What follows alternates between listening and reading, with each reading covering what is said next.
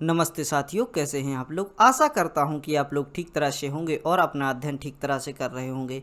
भारतीय इतिहास की यात्रा का यह 91 यानी 91वां व्याख्यान है और यहां से आप समझ सकते हैं कि आपको सारे के सारे जो व्याख्यान हैं इतिहास से संबंधित, यदि आपको इतिहास से संबंधित संपूर्ण जानकारी को प्राप्त करना है तो इन व्याख्यानों को सुनिए और अपने अध्ययन को जारी रखिए। आज के व्याख्यान में हम कैबिनेट मिशन के बारे में अध्ययन करेंगे, जो कि 23 मार्च 1946 को ब्रिटिश सरकार द्वारा भारत में लाया गया। और हम देखते हैं कि यह जो कैबिनेट मिशन था वह किस प्रकार के कार्यों को लेकर आया और भारत पर इसके क्या प्रभाव पड़े।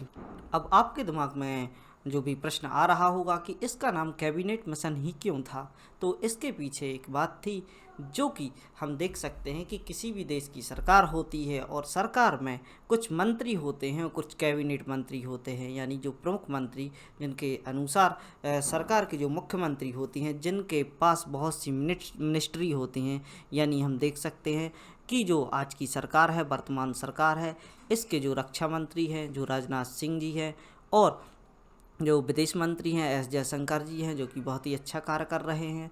उसी प्रकार कैबिनेट मंत्री ब्रिटिश शासन में भी हुआ करते थे। चूँकि ब्रिटेन की व्यवस्था भारत द्वारा एक्सेप्ट की गई, तो वह प्रभाव आज भी हमारे यहाँ पर देखने को मिलता है।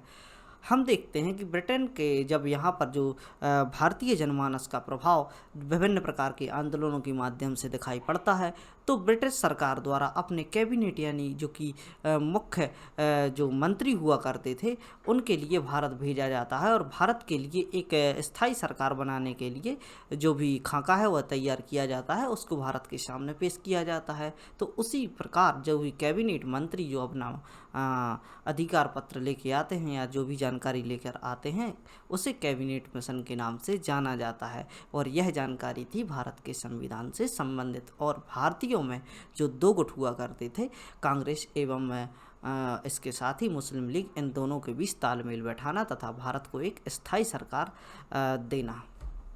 आइए समझने का प्रयास करते हैं कैबिनेट मिशन के बारे में। जैसा कि हम हर बार की तरह जानकारी को इस प्रकार लिख चुके हैं और यहाँ से हम समझने का प्रयास करते हैं कि कैबिनेट मिशन में क्या था और किन परिस्थितियों के कारण यह भारत में आया। 1946 का समय आप देख ही सकते हैं कि 23 मार्च 1946 को कैबिनेट मिशन लाया जाता है। 1946 के चुनावों के बाद कांग्रेस तथा मुस्लिम लीग दोनों ही मजबूत स्थिति में थे। यहाँ पर हमें एक बात समझनी चाहिए, चूँकि भारत में पाकिस्तान की मांग की जा रही थी, अतः एक आज़ाद मुल्क यानी एक ही जगह पर बैठकर दो पक्ष, यानी हम देख सकते हैं कि पक्ष और विपक्ष में बनकर यह भारत के लिए काम नहीं कर रहे थे। जो मुस्लिम समुदाय था, जहाँ से इनकी सीटें आई थी, वह अपने अलग देश की मांग कर रहे थे, और जो कांग्रेस थी वह यह सोच रही थी कि यह साथ रहकर कार्य करें, अलग पाकिस्तान के यह जो विचार था उसके विपक्ष में थे। और हमें यहाँ पर समझना चाहिए कि दो यहाँ पर जो सरकारें थी, उनके बीच में जो तालमेल बनाने के लिए यह जो लाया गया था, तो यहाँ पर हम देख सकते हैं कि 1946 के समय भारत में जब चुनाव कराया जाता है, तो कांग्रेस एवं मुस्लिम लीग दोनों ही मजबूत स्थिति में थे, यानी दोनों ही पक्षों से सीटें निकल कर आईं। अतः अब यह समस्या हुई कि दोनों के मध्य किस प्रकार तालमेल स्थापित किया जा सके, यानी यहाँ पर इन दोनों के मध्य तालमेल स्थापित करने का कार्य किस प्रकार किया जा सके, यह बहुत बड़ा प्रश्न था। आगे देखते हैं। ब्रिटिश प्रधानमंत्री एटली, इस समय पर जो प्रधानमंत्री हुआ करते थे 1946 के समय, आपको याद रखना चाहिए वह क्लीमेंट एटली हुआ करते थे। ब्रिटिश प्रधानमंत्री क्लीमेंट एटली ने घोषणा की कि भारतीय राजनीतिक समस्याओं के समाधान के लिए ब्रिटिश कैबिनेट मंत्रियों का एक मिशन भारत भेजा जाएगा। यानी क्लीमेंट जो कि यहाँ पे जो कि प्रधानमंत्री हुआ करते हैं, उनके द्वारा जो कि राजनीतिक समस्याओं के समाधान के लिए ब्रिटिश कैबिनेट मंत्रियों का, जो भी यहाँ पर कैबिनेट मंत्री होते हैं, उनका एक मिशन भारत भेजा जाता है। इस मिशन को कैबिनेट मंत्रियों के शामिल होने के कारण इसे कैबिनेट मिशन के नाम से जाना जाता है। बहुत ही अच्छे से आप समझ चुके हैं। और आगे देखते हैं। इस मिशन में भारत सचिव Pethick Lawrence, board of head के अध्यक्ष स्टैफोर्ड क्रिप्स तथा नौसेना प्रमुख लॉर्ड एबी अलेक्जेंडर शामिल थे। 3 व्यक्तियों के नाम आपको याद रखने हैं जो भारत सचिव इस समय पर हुआ करते थे। वह थे Pethick Lawrence, board of head के पद पर कौन आसीन हुआ करते थे? स्टोफैड क्रिप्स, जो कि स्टैफोर्ड क्रिप्स यह अध्यक्ष हुआ करते थे। और आगे हम देख सकते हैं नौसेना प्रमुख इस समय पर, यहाँ पर हमने देखा कि जो भारतीय नेवी, जो कि इंडियन नेवी है, जो कि ब्रिटिश के द्वारा संचालित की जा रही थी, यह भी बहुत प्रमुख भूमिका निभाती थी। तो यहाँ पर हम देख सकते हैं कि नौसेना के प्रमुख लॉर्ड एवी अलेक्जेंडर को भी साथ में शामिल किया जाता है। आगे देखते हैं 23 मार्च 1946 को कैबिनेट मिशन भारत पहुंचा और इस मिशन का महत्वपूर्ण कार्य सत्ता हस्तांतरण के तरीकों एवं विधियों को प्रस्तावित करना था, जो कि सत्ता हस्तांतरण ब्रिटिश से भारतीयों को मिलने वाला था। उसके लिए यह जो खाका तैयार किया गया था 23 मार्च 1946 को कैबिनेट मिशन भारत पहुंचता है इसी प्रकार की बातों को लेते हुए, और सत्ता के हस्तांतरण के तरीके तथा विधियों को प्रस्तावित करने के लिए यह लाया जाता है। संविधान निर्मात्री सभा के गठन के उपाय बताकर अंतरिम सरकार का गठन करना है, यानी इनके जो उद्देश्य थे, सबसे पहले सत्ता के हस्तांतरण एवं विधियों को प्रस्तावित करना। विधियों यानी यहाँ के जो कानून होते हैं उनके लिए प्रस्तावित करना, कि जिस प्रकार के कानून आपके द्वारा बनाए जाएंगे, आपकी सरकार के द्वारा बनाए जाएंगे, उनको प्रस्तावित करना। संविधान निर्मात्री सभा, यानी अभी तक जो संविधान चला आ रहा है वो ब्रिटेन के अनुसार यहाँ पर रूल किया जा रहा है, और भारत के अनुसार भारत का संविधान बनाए जाने के लिए संविधान निर्मात्री सभा का गठन भी किया जाना था। और इसके उपाय भी यह सामने रखने वाले थे। अंतरिम सरकार, यानी जब तक आपका संविधान बन के तैयार नहीं हो जाता तब तक एक अंतरिम सरकार का भारत में गठन किया जाएगा। इस प्रकार की बातें इसमें शामिल हुआ करती थी। आगे देखते हैं, इस मिशन ने सभी राजनीतिक दलों, वायसराय की कार्यकारिणी सदस्यों आदि से मिलकर विचार विमर्श किया गया।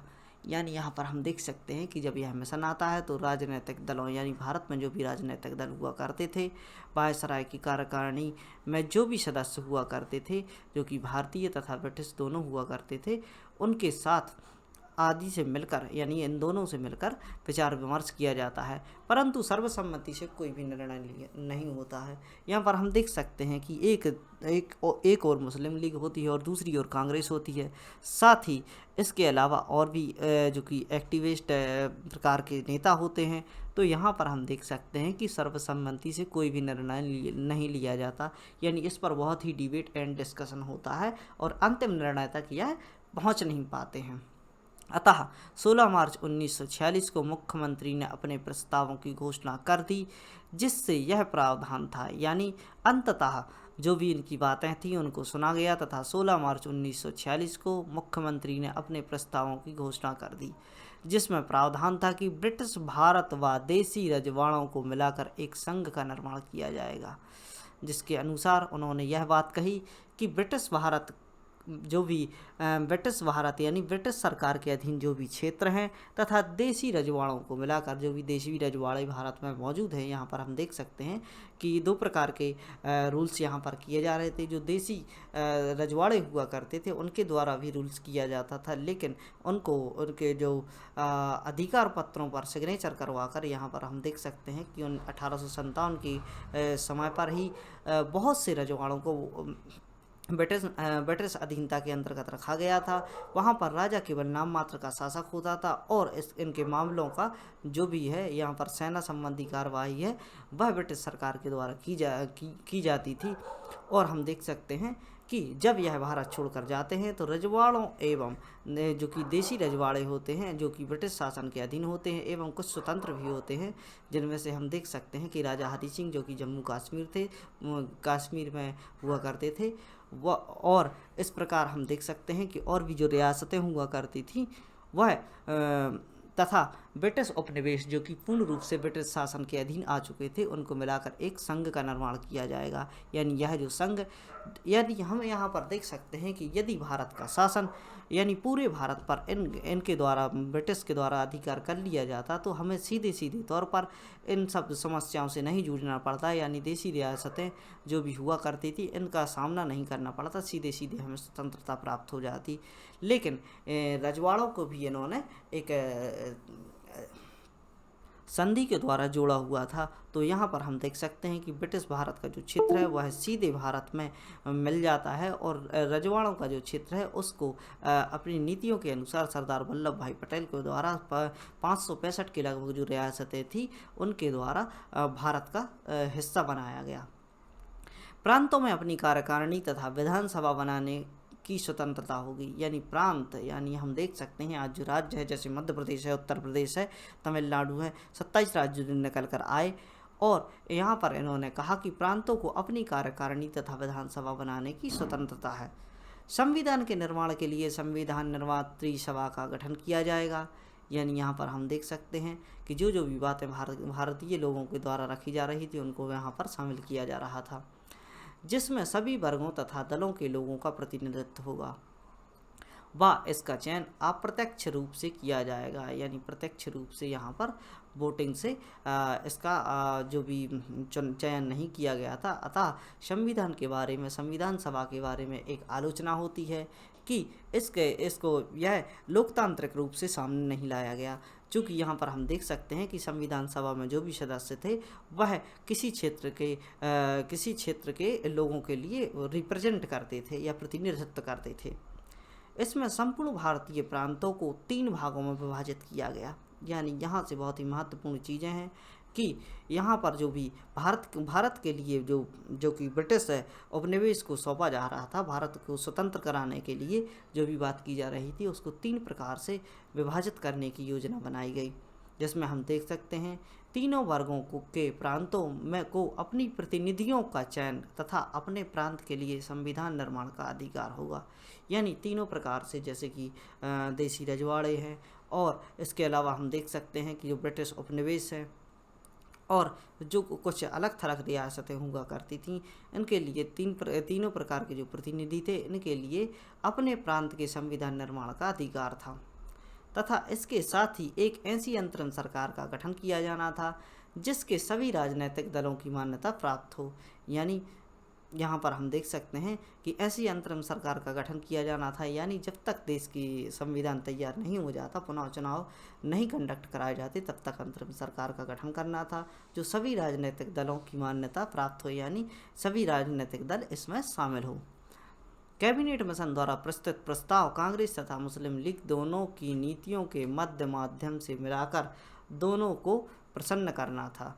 यानी यहाँ पर हम देख सकते हैं कि कैबिनेट मिशन का सबसे प्रमुख उद्देश्य था कि यहाँ पर जो दो वर्ग निकल कर आए हैं, 2 पार्टियाँ निकल कर आई हैं, मुस्लिम लीग तथा कांग्रेस, दोनों के मध्य एक माध्यम मार्ग निकाल कर, यानी जो हम देख सकते हैं मिडपाथ कहा जाता है, बुद्धापात कहा जाता है, ताकि इसमें हम देख सकते हैं कि ऐसा मध्य का रास्ता निकाला जाए, ना तो कांग्रेस के द्वारा इसका विरोध किया जाए, ना कि मुस्लिम लीग के द्वारा इसका विरोध किया जाए। दोनों के ही सर्वसम्मति से कुछ फैसले लिए जाएं, कुछ निर्णय निकाल कर लाए जाएं। अतः दोनों दलों को प्रसन्न करना इसका प्रमुख उद्देश्य था। प्रारंभिक अंतर्विरोध के प्रस्ताव कांग्रेस तथा मुस्लिम लीग दोनों ने ही इसे स्वीकार कर लिया। यानी प्रारंभिक तौर पर कुछ अंतर्विरोध हुए और उसके बाद भी कांग्रेस तथा मुस्लिम लीग द्वारा कैबिनेट मिशन को स्वीकार कर लिया जाता है व भारत में अंतरिम सरकार का गठन किया जाता है। यहाँ पर हम देख सकते हैं कि हमने जितने भी अभी के जो हाल ही के व्याख्यान लिए हैं, इनमें किस प्रकार की बातें ब्रिटिश सरकार के द्वारा प्रयास किए जा रहे थे, साथ ही भारतीयों के द्वारा भी जो भी संविधान निर्माण के लिए प्रयास किए जा रहे थे, कैसे किस प्रकार आज़ादी के लिए बार बार वहाँ से बातें रखी जाती हैं, चूँकि वह मानने को तैयार नहीं थे कि स्वतंत्र रूप से भारत को अलग कर दिया जाए। उनके द्वारा पूर्णतः प्रयास किए गए कि किसी प्रकार इसे उपनिवेश के रूप में स्थापित रखा जाए, लेकिन भारतीयों के द्वारा यह बातें बहुत स्पष्ट रूप से समझ ली गई थी और यह समझ लिया गया था कि यदि हम उपनिवेश के रूप में रहें तो कार्य को उतने सही तरीके से नहीं किया जा सकेगा। अतः भारतीयों के द्वारा जो भी प्रयास किए गए उसमें कैबिनेट के मिशन के अनुसार इन्हें सफलता प्राप्त होती है। इस प्रकार हमने समझा कि कैबिनेट मिशन क्या था। इसी प्रकार की जानकारी के लिए आप इस चैनल से जुड़े और ऐसे बच्चों तक जानकारी को पहुंचाने का प्रयास करिए जो कि इस प्रकार की जानकारी को प्राप्त करना चाहते हैं, अपने अध्ययन को सीरियसनेस के साथ आगे बढ़ाना चाहते हैं। पढ़ते रहिए, खुश रहिए। जय हिंद, भारत माता की जय।